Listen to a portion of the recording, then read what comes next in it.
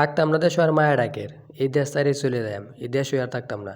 ঢাকা শহর যেহেতু বেচালের জায়গা নাই তাহলে এই দেশ আর থাকতামই না। তাহলে দেখতে তখন কোন দেশে যাইতেছি আমরা, জিনিসপত্র যেগুলো আছে সবগুলো পাইন্দা টেন্ডা হয়ে হেলতাছি, কারণ থাকতাম না তাই এটা তুলে লাভ আছে।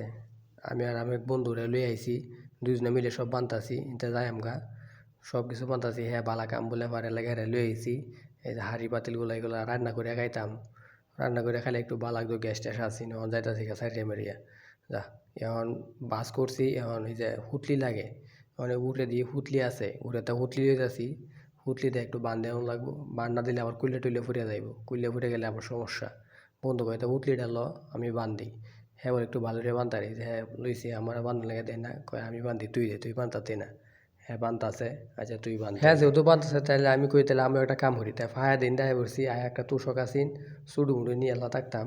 এই তুষকটা কই তুষকটা একটু বাস করে লই এলাই, তুষকটা বলা শুরু করলাম, তুষকটা বলে টইলে লইয়ে জানগা লাগবো, কারণ না বলে লই গেলে সমস্যা। কারণ কিনছিলাম 560 টাকা দেয়া, এখন যেহেতু কিনছি এত টাকা দিয়ে ফালাই লাভ আছে লই এলাই। হ্যাঁ হিন্দা বানতাছে আমি তুষকটা হিন্দা বাস করলাম, বাস করার পর দিয়ে পর হয়ে আছে, পরে কইটা দুইটা ফুলটি দিলাই, একটা ফোল্ডিং ভিডিও একটা বাঙ্গা দিয়ে লই আলছি।